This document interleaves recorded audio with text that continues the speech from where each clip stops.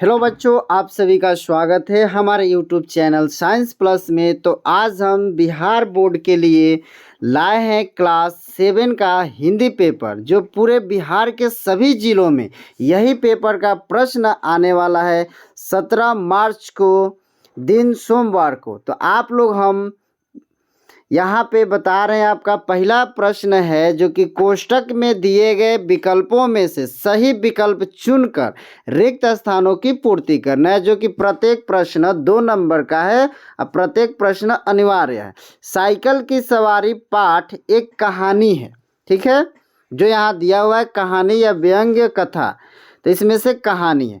मैदान मार लेना मुहावरे का अर्थ होता है लड़ाई जीतना, ठीक है। और अब्दुल कलाम का एक जन्म तमिलनाडु में हुआ, यानी बिहार में नहीं हुआ था, तमिलनाडु में हुआ।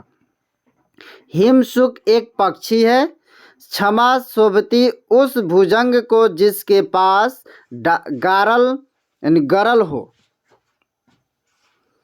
अगला प्रश्न है सही गलत का। ये भी आप लोग का प्रत्येक प्रश्न 2 नंबर का है, जो कि क्वेश्चन 5 को।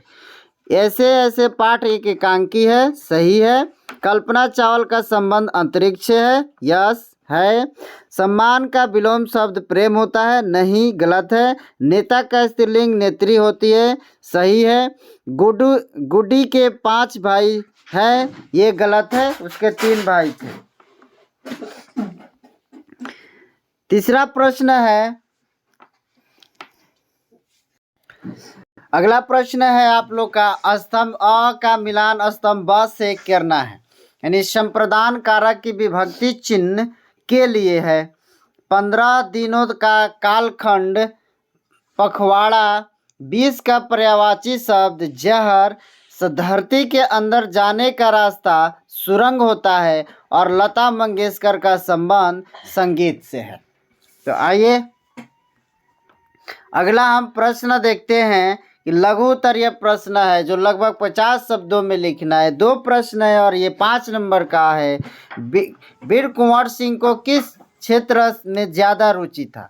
यह आर्यभट्ट में कौन सी खोजें की? तो आर्यभट्ट ने गणित और खगोल विज्ञानों में कई खोजें की थी। इनमें से कुछ प्रमुख खोजें ये रही: शून्य की खोज, पाई, त्रिकोणमिति, स्थानीय मान, बीजगणित, सौरमंडल, घूर्णन ग्रहण के सिद्धांत, पृथ्वी की गति, वर्णांक पद्धति। बहुत सारे ऐसे खोजे आर्यभट्ट ने किए। दूसरा प्रश्न है आप लोग का कि नचिकेता को यमपुरी के मुख्य द्वार पर क्यों रुकना पड़ा, अथवा पेड़ को दानी क्यों कहा गया? तो अगला प्रश्न है पेड़ को दानी क्यों कहा गया? कि वह अपनी छाया देकर सबको आनंद प्रदान करता है। उसके फल, फूल, पत्ते, शाखाएं, तना, छाल, जड़ सब कुछ परोपकार में लग जाते हैं। इतना ही नहीं, वह प्राणवायु ऑक्सीजन दान कर सबों की रक्षा भी करता है, इसीलिए पेड़ को दानी कहा जाता है।